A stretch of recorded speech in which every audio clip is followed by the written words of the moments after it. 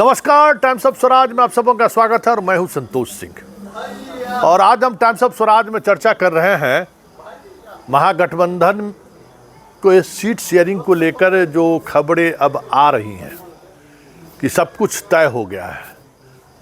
अगर आप उस पर गौर करेंगे तो वो सारी चीज़ें वही हैं जो एक सप्ताह पहले लालू ने स्क्रिप्ट लिखी थी। ठीक वही स्क्रिप्ट को कल प्रेस कॉन्फ्रेंस में दोहराया जाएगा। मतलब कांग्रेस को ऐसी सीटें देना है जिन सीटों के सहारे कांग्रेस कोई अपना जनाधार बढ़ा नहीं सके। मतलब किशनगंज तो उसकी जीती हुई सीट है, सुपौल उन्होंने दिया है, भागलपुर दिया है जहां कह सकते हैं कि जो उनके विधायक हैं वो खुद लड़ें या फिर उनकी बेटी चुनाव लड़े। भागलपुर का परिणाम क्या होगा कहने की ज़रूरत है नहीं। फिर बात आगे बढ़िए तो सासाराम, तो जब मीरा कुमार लड़ने से ही इनकार कर दिया तो इनके पास अब उम्मीदवार नहीं है, तब छेदी पासवान को लड़ाएंगे जो लालू की इच्छा रहती है। फिर मुजफ्फरपुर में इनके पास कोई उम्मीदवार नहीं है। विजेंद्र चौधरी का नाम आगे बढ़ा, अगर वो लड़ता तो फिर कांग्रेस एक अलग तरीके का जनाधार की वापसी की कोशिश कर सकता था, लेकिन वहाँ भी लालू का अपना खेल चल रहा है। जो बीजेपी को वहाँ से सांसद रहे हैं निषाद जी, उनको लड़ाने की बात हो रही है। सब अखिलेश और लालू एक दूसरे के स्क्रिप्ट को आगे बढ़ा रहे हैं। फिर बेतिया कहा जा रहा है, बेतिया से लड़ेंगे जनाब, अपने बेटा को लड़ाएंगे। अखिलेश सिंह अपने बेटा को लड़ाएंगे। तो एक तरफ भूमियार, एक तरफ अब वहाँ कांग्रेस। अब स्थिति ये होगी कि भाई मुजफ्फरपुर में चाहते हैं कि भाई हमारा बेटा भी लड़ ले। तो ये सब चीज़ें चल रही हैं। मतलब जो लालू चाह रहा था जिस तरीके से कि महागठबंधन की सीट शेयरिंग में कांग्रेस की क्या भूमिका रही, कमोबेश वही भूमिका उन्होंने तय कर दिया। क्या आपका जनाधार इससे ज़्यादा आपका कोई जनाधार नहीं है? मतलब भीख में जो चीज़ मिल रहा है उसको स्वीकार कर लीजिए। इसी तरीके से माले सिवान के लिए अंतिम दम तक लड़ता रहा, लेकिन अब ये तय हो गया कि सिवान सीट आरजेडी किसी भी तरीके से माले को नहीं देगा। माले को लड़ाया जा रहा है नालंदा, काराकाट और आरा। परिणाम समझ लीजिए। सीपीआई बेगूसराय और सीपीएम खगड़िया, जहां उनका एक ब्लॉक यूनिट भी नहीं है। तो ये सारी चीज़ें देखने के बाद जो एक बड़ी बात सामने आ रही है, वो सामने ये आ रही है, क्या 2019 दोहराएगा क्या बिहार में?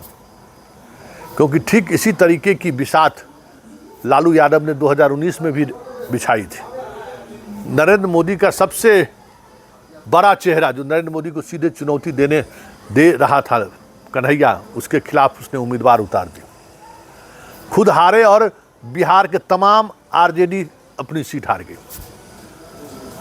इस बार भी कमोबेश स्थिति वही है कि पप्पू यादव पूर्णिया से नहीं लड़े। इसके लिए उन्होंने सारी बिसातें बिछा दी। कन्हैया बेगूसराय नहीं आए, इसके लिए सब कुछ खेल उन्होंने प्लॉट कर दिया। तो क्या ये सारी बिसात उस बिसात पर कहीं भारी न पड़ जाए, जिसमें अभी एआईएम ने प्रेस कॉन्फ्रेंस करके कह दिया कि बिहार के हम 20 सीटों पर चुनाव लड़ेंगे। और पिछले 2019 में भी यही हुआ था कि एमवाई समीकरण ही टूट गया था, और उस एमवाई समीकरण के टूटने की वजह भी यही रही थी कि जो चेहरा था राष्ट्रीय फलक पर, तेजस्वी का चेहरा मोदी विरोध का नहीं है, लालू का वो चेहरा नहीं है जो कन्हैया का चेहरा है राष्ट्रीय फलक पर।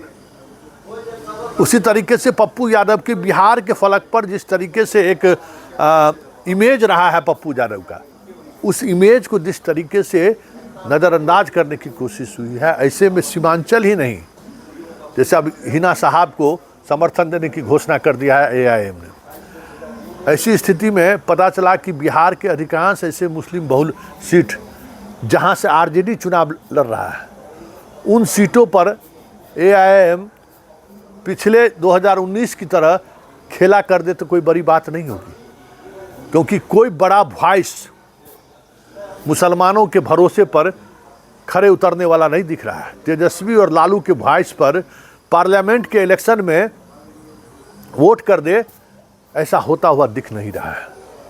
देखिए आगे आगे होता है क्या, लेकिन इतना तय है कि जिस तरीके से एक कलेक्टिव मोदी के खिलाफ एक कलेक्टिव चीज़ें सामने लाने की ज़रूरत थी, 2019 की तरह इस बार भी लालू 2020 में जिस तरीके की बात सोच रहे थे, उसी तरीके से 2025 की रणनीति के तहत जिस तरीके से उस पूरे खेल को एक अलग दिशा देने की कोशिश की है, ऐसे में आप कह सकते हैं कि 2019 की तरह 2024 भी दोहरा जाए तो कोई बड़ी बात नहीं होगी। काफ़ी अवामी दबाव है, हमारे संगठन के लोग भी और आम जनों का भी काफ़ी दबाव है कि एमआईएम और सीटों से लड़े। तो हम आज चंद सीटों का और ऐलान कर रहे हैं। काराकट से पाटलिपुत्रा, गोपालगंज, शिवहर और दरभंगा में भी पार्टी इलेक्शन लड़ेगी, जिसका ऐलान पार्टी आज कर रही है। मधुबनी से भी काफ़ी दबाव है, उसके बारे में हम लोग और कर रहे हैं, लेकिन इन जगहों पर पार्टी इलेक्शन लड़ेगी, जिसका ऐलान हम लोग कर रहे हैं। और कई उम्मीदवार हमारे यहाँ हैं। अभी हमारी पार्टी में आज ज्वाइनिंग भी हो रही है मोहतरमा प्रियंका चौधरी साहिबा का, जिनका काराकट से ताल्लुक़ है, और जनाब फारूक साहब का भी, जिनका पाटलिपुत्रा से ताल्लुक़ है, वो ज्वाइन कर रहे हैं। कई सीनियर लीडर हमारे ज्वाइन कर रहे हैं और हम बड़ी मजबूती के साथ इलेक्शन लड़ना चाहते हैं। मेरी ख्वाहिश है, पार्टी की पूरी कोशिश है कि कहीं से भी भाजपा कामयाब नहीं हो, लेकिन चूंकि हम इलेक्शन का ऐलान करते हैं तो आप लोग इल्ज़ाम लगाते हैं। हमारी पूरी कोशिश रही 2020 में भी, मैंने तमाम तर मिली ऑर्गेनाइजेशन को कहा कि मुझे गठबंधन का पार्टनर बना दिया जाए। इस मरते हुए जब इंडिया का गठबंधन बना तो हम लोगों ने कोशिश की, तमाम तर नेताओं से बात की, प्रेस के माध्यम से भी उन लोगों से आग्रह किया कि साहब हम नहीं चाहते हैं कि सेकुलर वोटों का बिखराव हो, हमें भी अपना पार्टनर आप बनाइए। लेकिन ये लोग सिर्फ बीजेपी का खौफ दिखाकर माइनॉरिटी की क़यादत को, माइनॉरिटी की लीडरशिप को कहीं उभरने नहीं देना चाहते हैं। हालांकि एमआईएम अपने टिकट के बंटवारे में पिछले दिनों में भी हमने इलेक्शन लड़ा था, तो ऐसा कुछ भी नहीं था कि हमने नॉन माइनॉरिटी को वोट नहीं दिया, ये टिकट नहीं दिया। हमने यादव को टिकट दिया है, हमने दलितों को टिकट दिया है। अब की बार भी जो हम एमपी के इलेक्शन के लिए जिन सीटों का ऐलान कर रहे हैं, हम 50% वहाँ जो टिकट्स हैं वो हम नॉन मुस्लिम्स को देंगे। इसलिए कोई इल्ज़ाम हम पर नहीं लगा सकता है कि हम कोई ख़ास जमात और समूह की बात कर रहे हैं।